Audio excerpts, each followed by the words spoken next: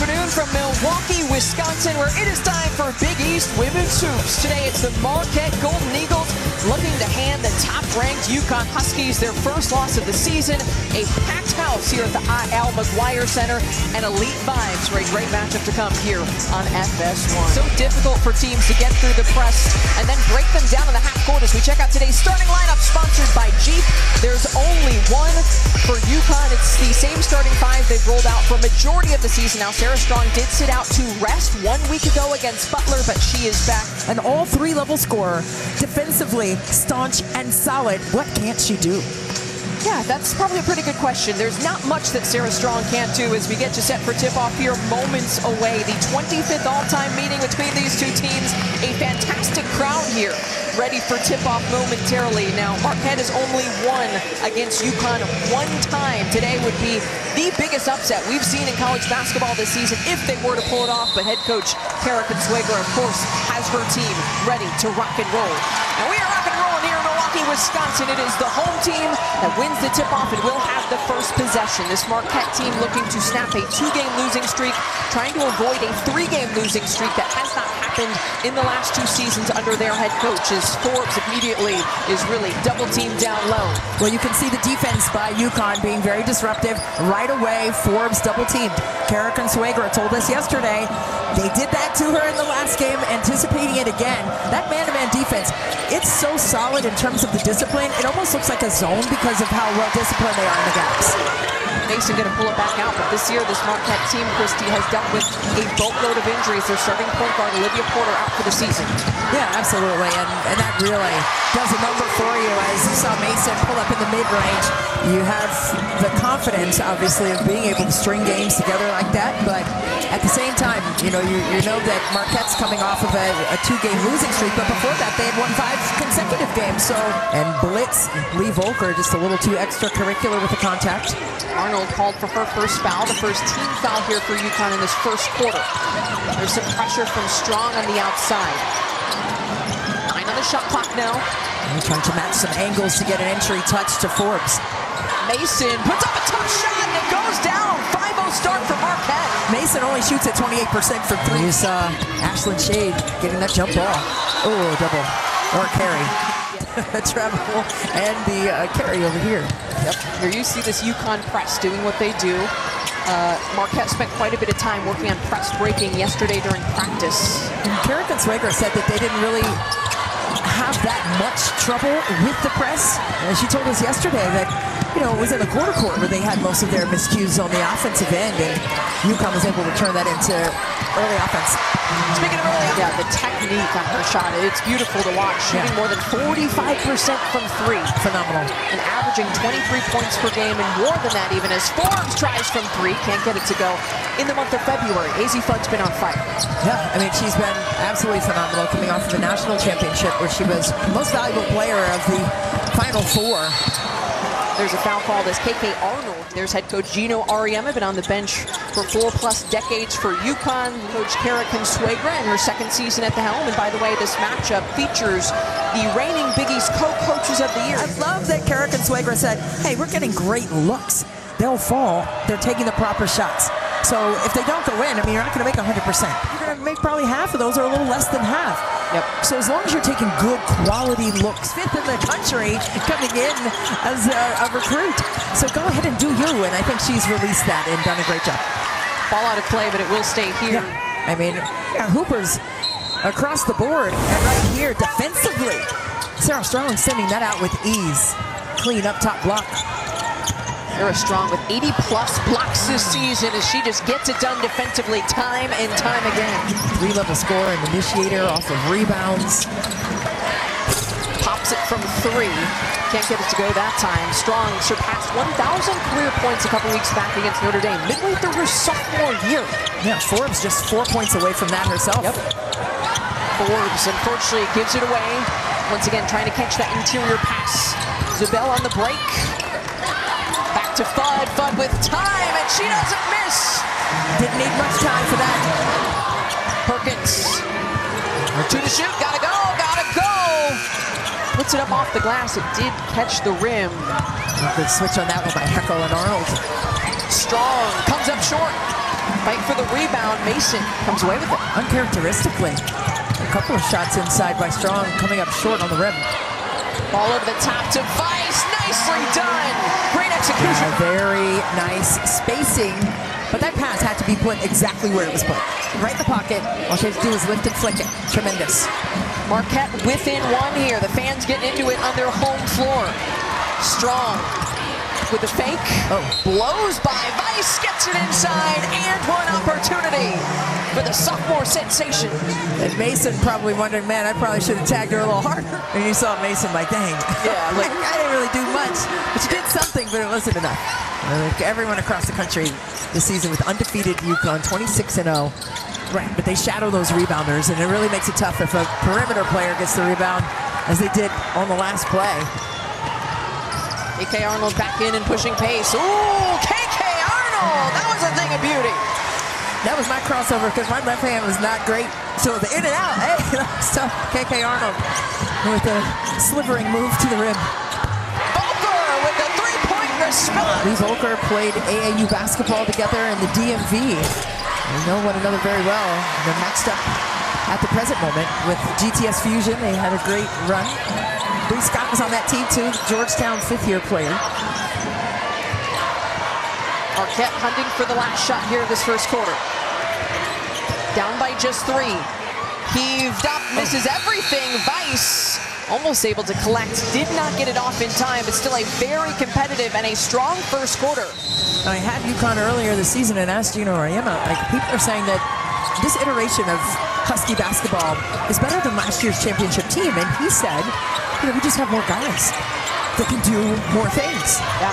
So that to me, I mean, he didn't say, because, you know, I have 3 kids, you're not going to say like anything about your different iterations are different. They're just different, and it's a cornucopia of things. But he is saying we can look down the bench and do a lot more things with what we have, especially on the defensive end, because you know a high level of the percentage of your shots can come off of those turnovers, and that's what Gino told us prior to the game. Yep. He said we want to be disruptive and speed them up and turn them over and go the other way with them. Shot clock violation, but an early 3 from Azzi Fudd, expanding that. Yeah, I mean, UConn just missed a couple of chippies inside. I think that changed things as well. Not getting the friendly roll here on the road. Ball out of play, it stays here. Oh, ooh, now see. Yeah, wait a second. I think Karen may have been Was onto right, something. yeah. Ooh la la. Oh boy. On this Valentine's Day, ooh la la. Ooh la la, I love it. Well, Ashlyn Shea loving the 2 that she just hit, but Melman's with the answer, a big 3 to keep Marquette within 2 possessions. I love the resiliency of this Marquette team, right? Whenever UConn feels like they're on a run, did a good job of disallowing an easy bucket by Volker in the open court. Volker with just 1 made 3, averaging 12 points per game on that 45% plus shooting from beyond the arc, as we talked about. Meanwhile, Skylar Forbes trying to go to work. Williams, the 6'4" senior forward, as you mentioned, transferring in from Wisconsin, a former Big Ten Defensive Player of the Year, a great shot blocker, but also a 2-time All-Big Ten first-team selection. Trying to find her way still, though, and talking to Coach Oriema the past couple weeks, said it's been an adjustment. Giving a screen for Volker. But a lot of time there for her to take the shot. A little surprised based on how well she's shooting. She's had some opportunities. Volker with the opportunity in the paint. UConn looking to end a 236 scoring drought, but the defense has been good here these last couple possessions. Fudd with the move and can't get it to go. Well, she rejected that ball screen right there and was trying to spin and win with that triple just off the mark. Elmans puts it on the deck. Finds Forbes up through traffic. The hoop and the harm. Skylar Forbes is fired up. How about that? Skylar Forbes. Tremendous hands. And then get into the game and then go do it. And she's been able to master that in the last couple, scoring over 20. Forbes has now surpassed 1,000 career points with that last basket. Taking on the challenge of coming in off the bench well, according to Coach Consuegra. Still was very productive. Led the team last game with 17 points against Seton Hall.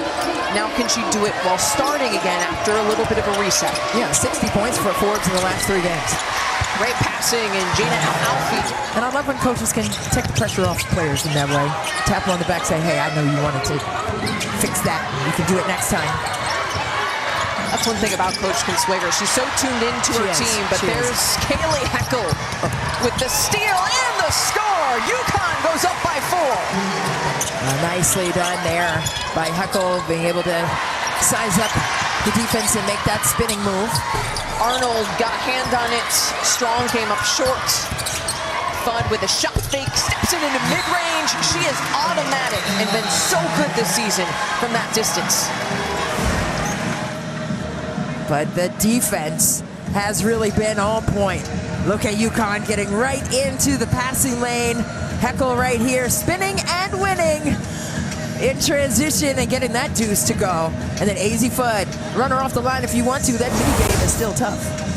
Just do not sleep on their defensive prowess and what they're able to do and command on that side of the floor. Melman misses everything to extend a 6-0 run in the last 2 minutes. Marquette has turned it over 4 times in just about that span. Fudd denied by Forbes! Especially on a defensive play, that's a thing of beauty. Watch right here, Skylar Forbes converging on the basketball. Azzi Fudd denied at the rim. Big blocks, big smiles. Fudd beyond the arc. Oh, Azzi Fudd on fire here in Milwaukee. And that's the resiliency of Azzi Fudd. You can block me, but next play I'm coming right back at you with this triple. She now has 14 points. Azzi Fudd is just one of them ones. That's what I like to say. I mean, she's a real one. And the thing about her composure, I mean, that's the most impressive thing about her game to me. I mean, she just calm, cool, and collectively just destructs you in all ways. Oh. Heckel took some contact. Alfie off the glass. 4 points a week ago, 11 rebounds, tying a career high against Butler a week ago as Forbes can't hit the baseline shot. Marquette with the O-board. Mason on the drive, yes. UConn has the advantage right now, but they've been able to get downstairs a couple times to finish. Mason's been aggressive too in hunting her own shot, leading the team in assists. But 7 points here in the early going. Arnold on the drive. Then you got to give it up and trust that the next line is going to be walled up for you, and they were not there. The backcourt depth, little thin. Senior guard Kennedy Perkins is on a minutes restriction, looking to play her about 20 a game. She dealt with a lower leg injury. Carolina men with Caleb Williams going out. Exactly. You know, at this juncture, it's just so hard to kind of recalibrate and restructure your team and your rotations. An offensive foul is called there. Still hanging around though. Yeah. You know, I think they've done a good job. Just trying to contain Azzi Fudd has not been an easy task, to say the least, in this first half. Great ball movement. Fudd, the beneficiary. Just elite from the Huskies, as there's now about a 7-second difference. Game clock, shot clock before the halftime break. Marquette trying to close this gap. Perkins, Upberg. Oh. Upberg steals it. Booker flying in, gets 2. That's the way to hold the rope if you're Marquette. Last second shot heaved up by KK Arnold. It was close. A well-oiled machine on the offensive end, but their defensive prowess continuing to shine through. And here are the 2 stars for UConn. Azzi Fudd with 17 points. Sarah Strong, though, a slow start here today. Just 3 points, 1 of 9 from the field. Mentioned did not play 1 week ago. Came back, played about 19 minutes in Wednesday's matchup against Creighton. And Coach mentioned maybe her still feeling a little bit slow. He's like, hey, we got to ease her back in. He was asked about her minutes in that Creighton game. He's like, yeah, we didn't want to go all in and play her too much. So maybe a little bit of working back into rhythm here. Yeah, and she just turned it over there. Yeah. Broadcasters jinx right on cue, but Skylar Forbes can't get the 3-ball to fall. Marquette, though, hustling for every board. Well, I mean, Sarah Strong, 1 of 9 in that first half. She shoots at 60% from the floor. So just very different and a little bit surprising to see the lack of efficiency there. Certainly an outlier for her based on not just this season, but her career. Fantastic freshman. Volker cashes in. The offense wants connectivity. They want to seal and sit down and get early work completed. But as a defender, you have to stay loose and pull that chair and get off of them. Williams working on the inside. Smooth move. I love it. Late in the shot clock, though, here for Marquette. Perkins got to go. Catches rim, and Arnold slipped as she was running down the board. Appears to be okay. Yeah, able to find it. The mask marvel of a player here for Connecticut. I mean, she brings all that energy on the defensive end, and for a guard can get in there and rebound with the best of them. I mean, she just stays at such a high level. Speaking of a high level, Azzi Fudd, are you kidding? Looks to her, and whether that be players or blitzes, just not have her get comfortable. Maybe Marquette can do the same thing. Perkins draws the foul inside. Shade can't believe it. 5'6" senior point guard who's had to step in, as we mentioned, after dealing with some injury. Kennedy Perkins going to the free throw line.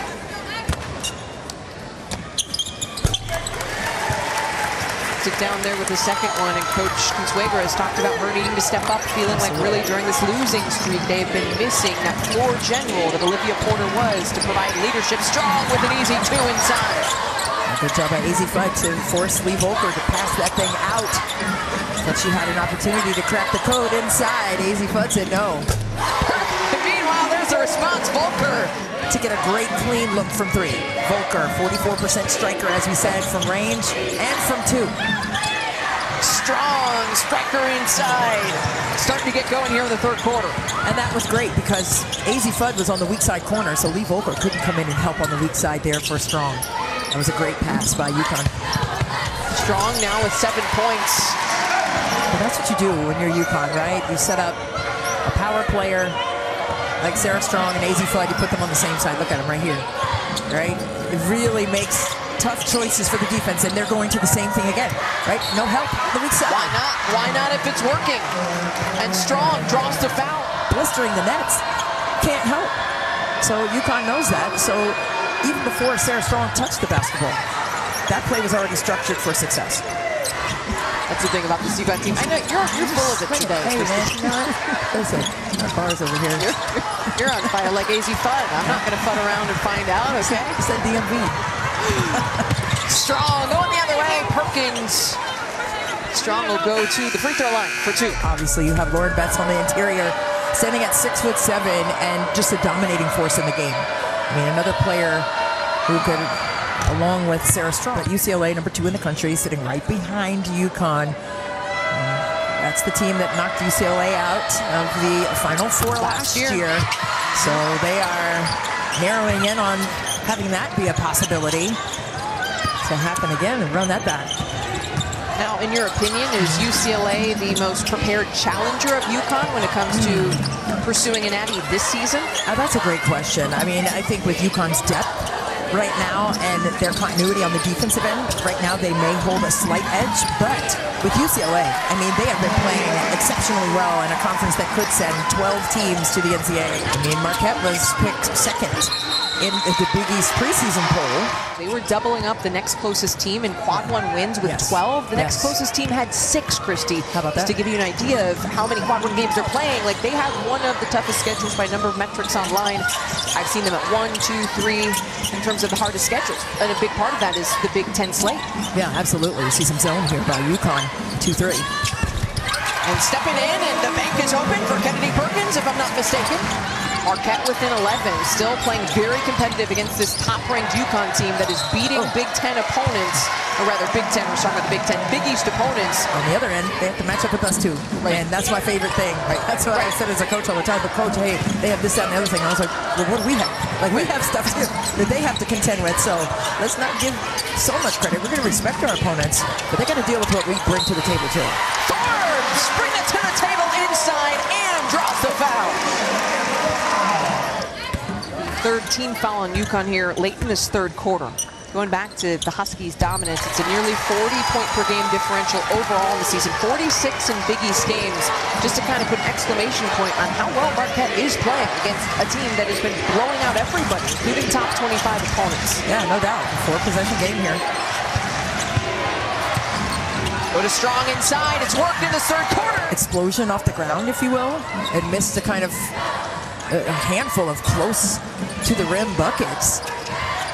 Very uncharacteristic. Strong now with 13. And there was a foul as Kaylee Henkel goes to the ground.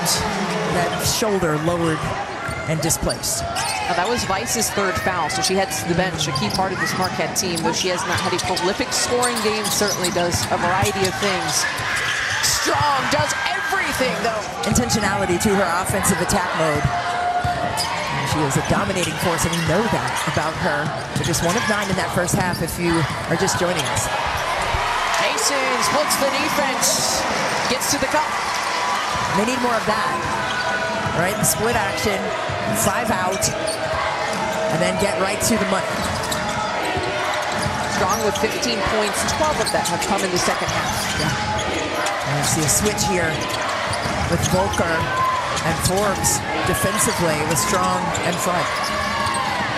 Strong rises up. Oh, Strong is heating up as well here in Milwaukee. You see Volker just trying to clear herself. And just got tied up yet again. Ooh. Forbes, good fake, and she gets the roll just in time. Just be able to move against that pressure and spread them out and try to attack like they did on that last possession that they found success.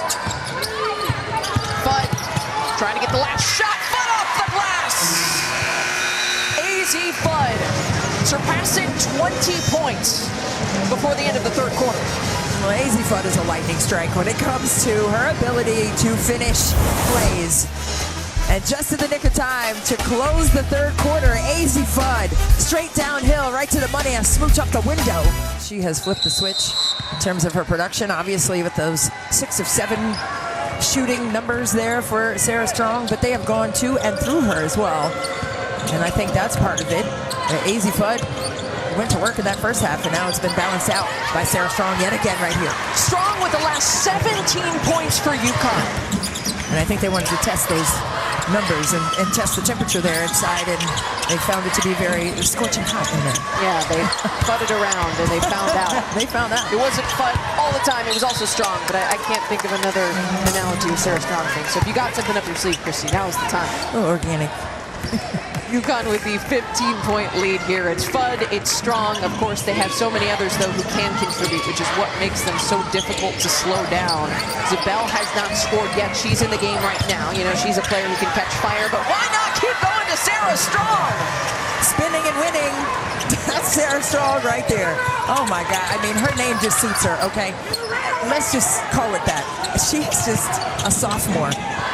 But she is a human wrecking ball when it comes to scoring and blocking. Oh my goodness, Sarah Strong doing it on both ends for the Huskies. She has come to life here in the second half. I am holding my temples because watch out below. Oh my goodness. I said that Sarah Strong was a human wrecking ball on the offensive side, but on the defense, sending that back. Yep. It's just tremendous force. Sarah Strong with a massive block. Oh my goodness. Return to sender. Oh, that rejection was outrageous. Oh, what a drive. Really well done by Ashlyn Shade. Ashlyn Shade coming along, and you know, last year as a freshman we were talking about, okay, well, I'm sorry, the sophomore, but yeah, looking at what she's been able to do over the course of her career from the three-point line, well, she's not just that. She can also get downhill and finish like that last play. Strong with the steal. Couldn't cash in on the other end. Forbes can't get out of pressure, though. Multiple bodies on the floor. Ball is loose. Forbes has it. Ooh, she almost traveled. Strong yelling, trap, trap, trap. Fudd lays it in. And there is a whistle. Kara Consuegra calling a timeout after UConn's defense just strips the ball. But I think, you know, the defensive energy that Sarah Strong brought in that third quarter was just as palpable as her offensive destruction that she was able to complete on the other side of the court. Absolutely. Strong with 3 steals. As there is a putback chance for Vidiaco. Yeah, Vidiaco cut that ball nice and high. Bottom of your screen as we were just coming back to the action. You saw UConn's shooting numbers through the roof in the second half as well as a team, but Fudd and Strong, a big reason why is Fudd with a rare miss in the mid-range. Yeah. Don't often see that with her efficiency through the roof as well. Yeah, Volker made her put her down on the floor, and then she tried to get to that 1-2 dribble, boom, and just off the mark on that one.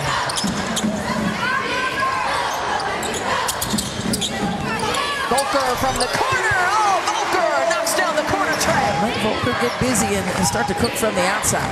Get back into it with some momentum. Volker with 15 points, 3 of 6 from beyond the arc. 6 on the shot clock. Shade gets Gets it to go. A nice drop in. It looked like she was contemplating dropping that off on the weak side. I thought she may have had a better crack at it, getting it in herself, and did so. The high ball screen action here from Marquette. Two-player action and three players emptied out. A great pass. Vice puts it up and in for the deuce. Oh, but what a dime. Mason averaging more than 4.5 assists per game, gets it done defensively, the team leader in steals, but there you see maybe some of the senior leadership. She's experienced, she's been on this team for a couple of seasons, was with SIU Carbondale prior to that, transferring in. But it's a steal.